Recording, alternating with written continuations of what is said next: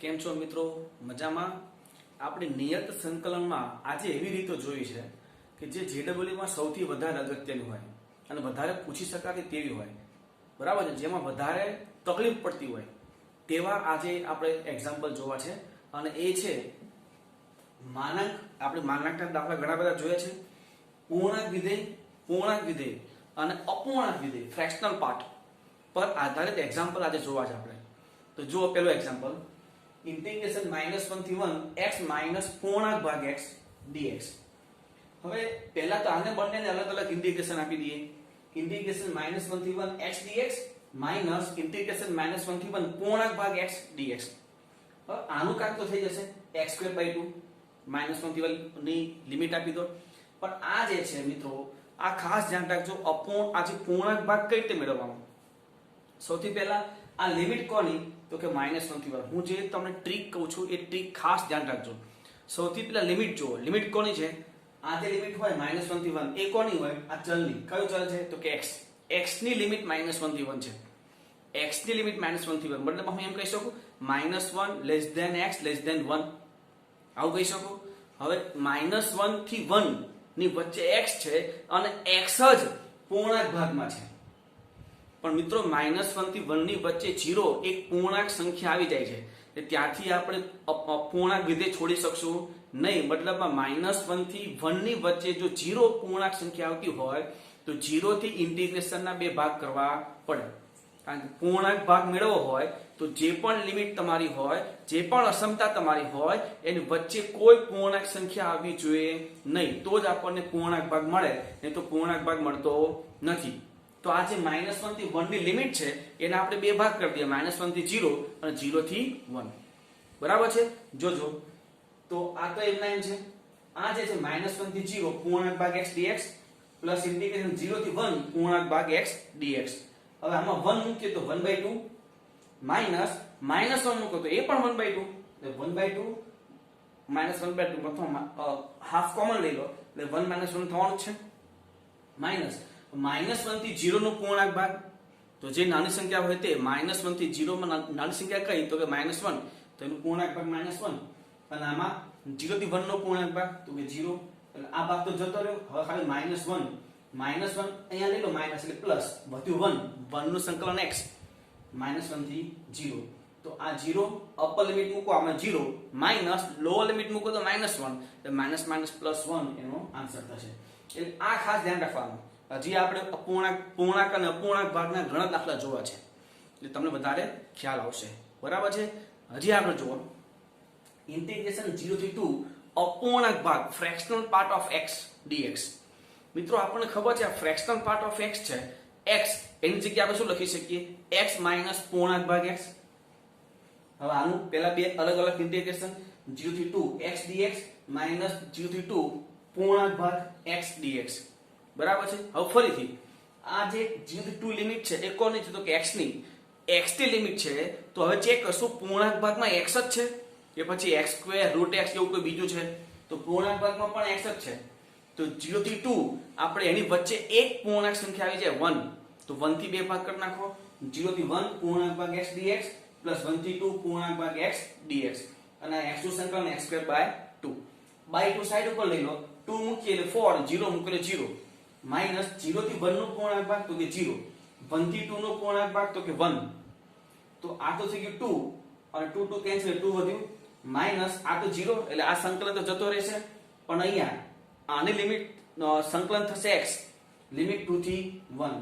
2 થી 1 એટલે 2 મૂકો એટલે 2 અને 1 મૂકો તો -1. તો 2 - 1 એટલે 1 અને 2 - 1 એટલે 1. તો આન્સર થશે 1. ખાસ અગત્યનું આ જ છે, આ પૂર્ણાંક ભાગ કઈ રીતે છોડવો તે.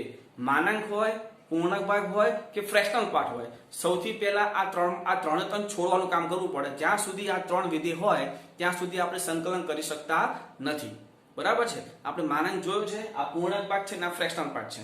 હવે આના વધારે થોડોક અભ્યાસ કરીએ ડીપમાં. તો જો 0 થી 9 ફ્રેક્શનલ પાર્ટ ઓફ x, 0 થી 9, તો પહેલા આપણે એનું સાદુરૂપ આપીએ. √x છે પાછું ફ્રેક્શનલ પાર્ટ ઓફ √x. તો પહેલા √x છે તો એના આપણે જેમ અહીંયા કર્યું x માઈનસ પૂર્ણાંક ભાગમાં x, તો ત્યાં ફ્રેક્શનલ પાર્ટ ઓફ √x છે તો શું થશે? √x માઈનસ પૂર્ણાંક ભાગમાં રૂટ એક્સ. પછી બંનેનું અલગ અલગ ઇન્ટિગ્રેશન 0 થી 9 x raise to half minus 0 થી 9 પૂર્ણાંક ભાગમાં રૂટ એક્સ dx. હવે આનું તો થઈ જશે x રેઝ ટુ 3/2 અપોન 3/2, પણ છેદમાં જે 3/2 છે એના ઉપર શું લખીએ આપણે 2/3. 0 થી 9 એનું કામ થઈ ગયું. હવે આ જોજો, લિમિટ છે x ની લિમિટ કઈ 0 થી 9, પણ પૂર્ણાંક ભાગમાં છે રૂટ x. તો આપણે આ જે સંકલન આ જે લિમિટ છે એ લિમિટના ભાગ કઈ રીતે કરવાના? અપૂર્ણાંકની અંદર જે આપ્યું છે એને આધારિત. ફરી આ લિમિટ છે 0 થી 9, એટલે કે x ની કિંમત 0 થી 9 છે, પણ આપણે પૂર્ણાંક ભાગ કોનો છોડવો છે? રૂટ x નો. તો જોજો x ની કિંમત 0 થી 9 હોય તો રૂટ x ની કિંમત 0 થી 3, બરાબર. 0 થી 3 એના ભાગ કરવાના. તો રૂટ x ની કિંમત શું થશે? જોજો હું ફરી કહું છું, x ની કિંમત 0 થી 9, તો રૂટ x ની કિંમત શું થાય? 0 થી 3. તો બધું રૂટમાં ફરી 0 થી 3 જે રૂટ x ની કિંમત આવી એના ભાગ કરો. 0 થી 1, 1 થી 2, 2 થી 3, પણ રૂટ x માં. શેમાં? રૂટ x માં. તો 0 થી 1 એ રૂટ x હોય તો x ની કિંમત એ પણ 0 થી 1 જ થશે. ફરી 1 થી 2 એ રૂટ x હોય, રૂટ x, તો x ની કિંમત 1 થી 4 થશે. થાય ને? ફરી અહીંયા તમે જોશો,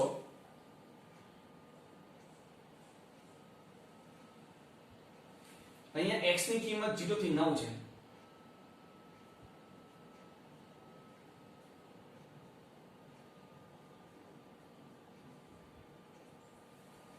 તો આમાં 0 થી 3 એના ભાગ કરવાના, કારણ કે પૂર્ણાંક ભાગમાં રૂટ x છે. તો રૂટ x હવે 0 થી 3 આવી ગયું, તો 0 થી 3 ના કેટલા ભાગમાં ડિવાઈડ કરવું પડશે? 0 થી 1, 1 થી 2 અને 2 થી 3. 0 થી 1, 1 થી 2 અને 2 થી 3. હવે 0 થી 1 આપણે ભાગ પાડ્યો, પણ એ ભાગ કોનો પડશે? રૂટ x નો. પણ ચલ છે x.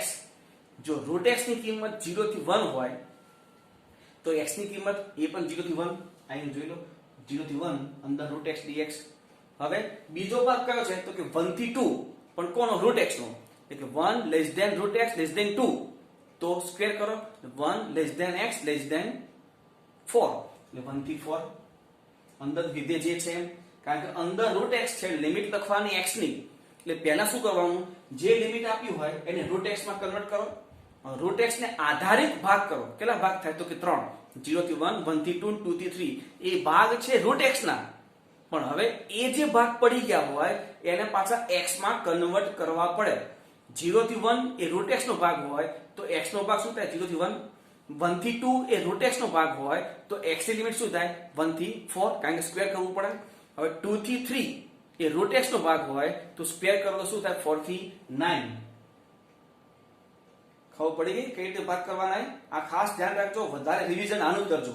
તો હવે તો આ 9 મૂકો તો 9 નો રૂટ એટલે 3 અને 3 નો સ્ક્વેર, 3 નો ક્યુબ એટલે 27, પણ આ 3 પણ ઉડી જાય એટલે 9 માઈનસ આ આપણે ભાગ પાડે તે. હવે આ 18 પૂર્ણાંક 0 થી 1 એ તો x ની કિંમત છે, તો રૂટ x એ 0 થી 1 જ થશે. 0 થી 1 નો પૂર્ણાંક ભાગ 0. 1 થી 4, 1 થી 4 એ x ની કિંમત છે, તો એનો રૂટ 1 થી 2 અને 1 થી 2 નો પૂર્ણાંક ભાગ 1. આ 4 થી 9 છે એ x ની કિંમત છે, એટલે કે 4 less than x less than 9, તો રૂટ શું થાય? 2 થી 3 અને 2 થી 3 નો પૂર્ણાંક ભાગ 2. હવે સંકલન તો આ 18 0 નું સંકલન 0, આનું x 1 થી 4, આનું 2x 4 થી 9. આ 18 આ 4 1 અને આ 18 8, આ 3 અને આ 10, આ -13, 18 13 એટલે 5. ખાસ આ ધ્યાન રાખવાનું છે. પહેલા શું કરવાનું? x ની કિંમત કઈ થાય? તો 0 થી 9. અંદર શું આપ્યું છે? Root x. તો રૂટ x ની કિંમત શું થાય? 0 થી 3, કારણ કે રૂટ x નો પૂર્ણાંક ભાગ મેળવો છે એટલે હવે તો રૂટ x ની કિંમત શું થાય? 0 થી 3. હવે આના પ્રમાણે કેટલા ભાગ પડે? તો કે 3. 0 થી 1, 1 થી 2 અને 2 થી 3. 0 થી 1 એ રૂટ x ની કિંમત છે, તો પાછું x માં કન્વર્ટ કરી નાખો. ખાલી ભાગ કરવા માટે જ રૂટ x લાવવાનો, પછી પાછું x માં લઈ નાખી. જે લિમિટ આવશે તો x ની જ આવશે, બરાબર. તો 0 થી 1 રૂટ x તો x એ પણ 0 થી 1. 1 થી 2 રૂટ x તો x 1 થી 4. 2 થી 3 રૂટ x તો x 2 થી 4 થી 9. આ રીતે હજી આગળ જોઈશું, વાંધો નથી.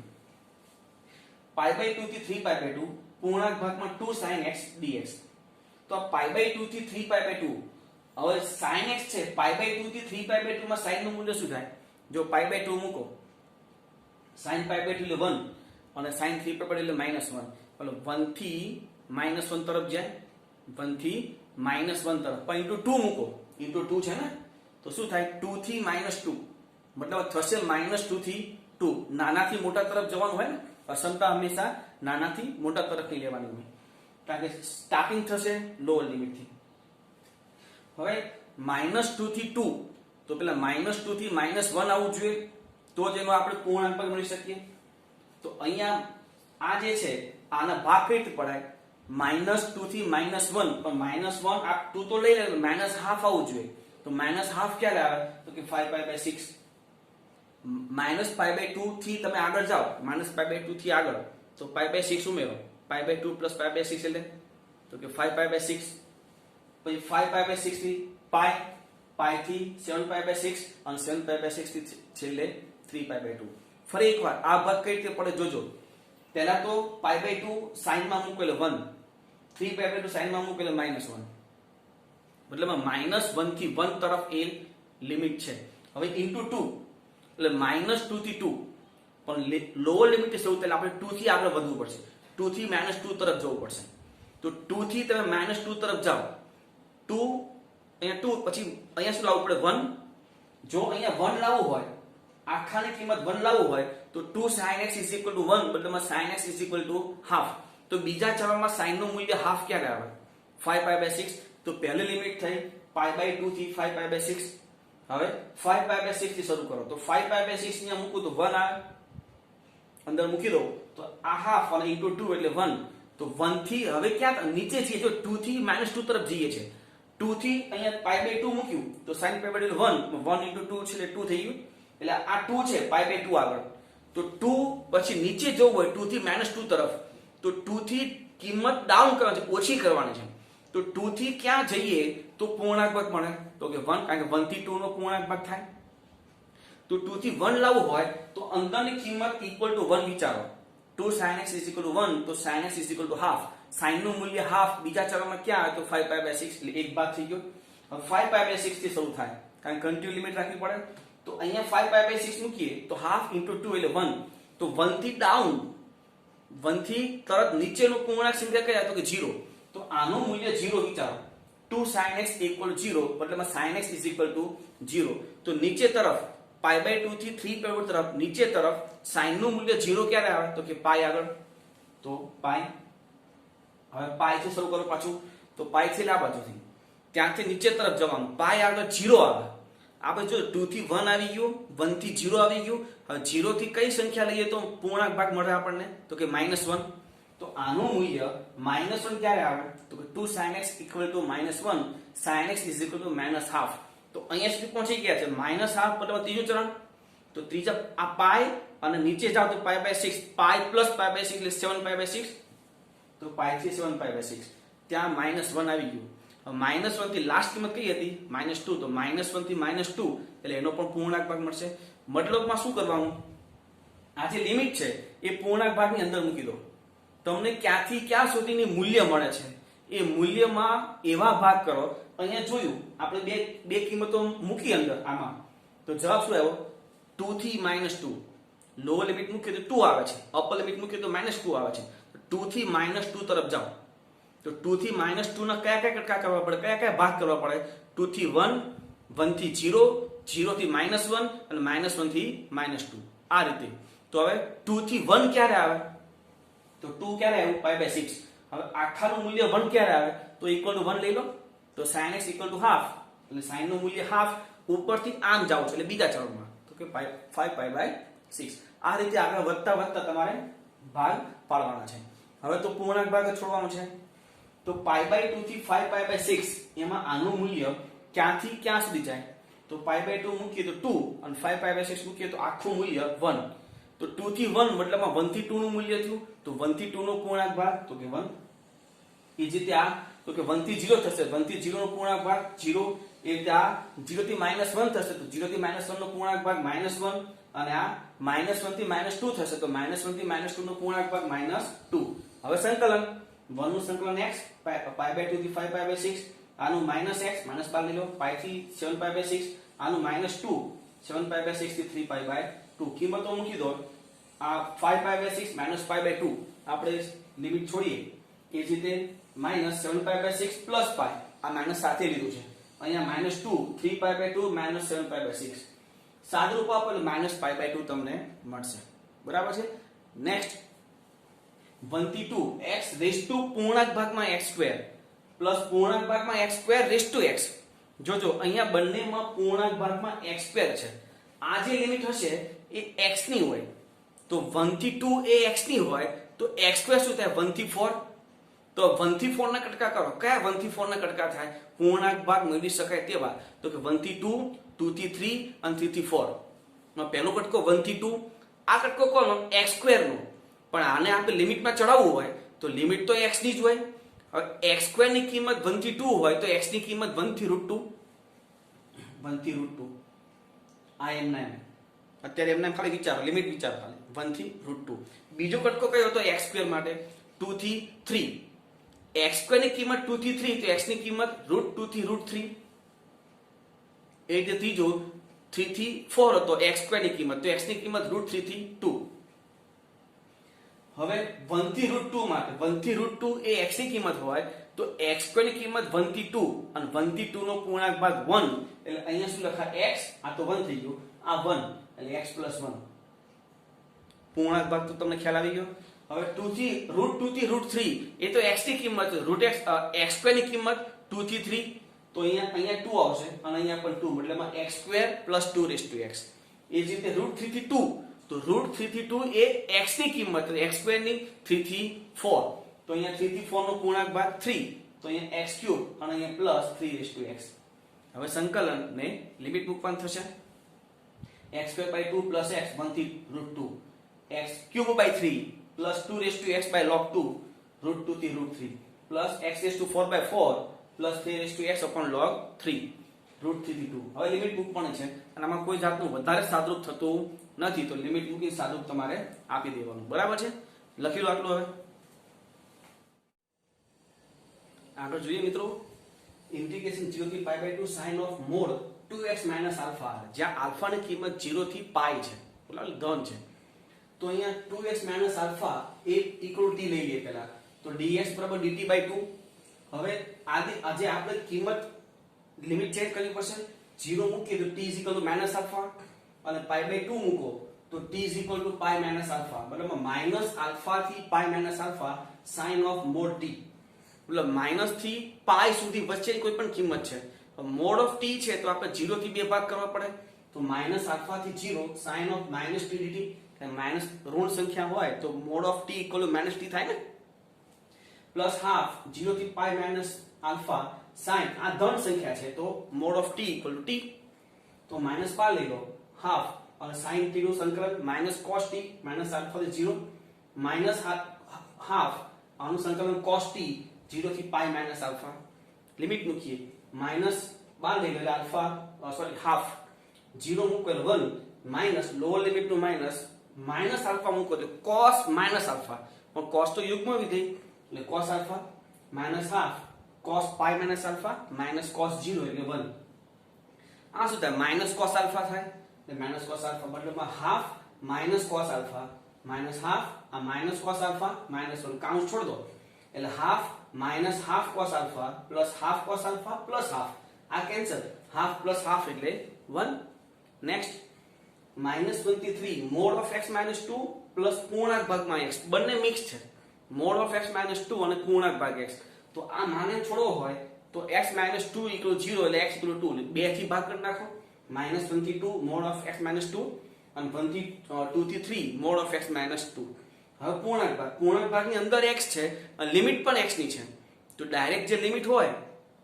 એમાં 1/1 સ્ટેપ પ્રમાણે સંકલન છૂટું પાડી દઈએ કારણ કે પૂર્ણાંક ભાગમાં x છે અને લિમિટ પણ x ની જ હોય બંને સરખું છે એ ડાયરેક્ટ લિમિટના સ્ટેપ પ્રમાણે ભાગ કરી દઈએ એટલે -1 થી શરૂ કરીએ તો -1 થી 0 0 થી 1 1 થી 2 2 થી 3 હવે -1 થી 2 એમાં નાનકડી અંદર કિંમત જે છે એ ઋણ થશે એટલે 2 - x થઈ જાય અથવા આગળ માઈનસ કરી અને કાઉન્સમાં x - 2 કરો બધું એક જ થાય અને આમાં ધન આવશે એટલે માનાંક એમ છૂટી ગયો આનો પૂર્ણાંક ભાગ -1 આનો પૂર્ણાંક ભાગ 0 આનો પૂર્ણાંક ભાગ 1 અને આનો પૂર્ણાંક ભાગ 2 હવે સંકલન કરો, લિમિટ મૂકી દઈએ તો આ સંકલન છે 2x - x²/2, આનું સંકલન x²/2 - 2x, આનું -1 -5 લઈ લો x, આ તો 0 થઈ ગયું, આ x અને આ 2x. લિમિટ મૂકી દો 4 - 2 -2 + હાફ, આ -2 પર લિમિટ આગળ લોઅર લિમિટ એટલે +2 થશે. 3 મૂકો એટલે 9/2 - 6 અને 2 મૂકો -2 + 4, મતલબ લિમિટ મૂકવાની છે. લિમિટ મૂકીને સાદુરૂપ આપો તો તમને I = 7 મળશે.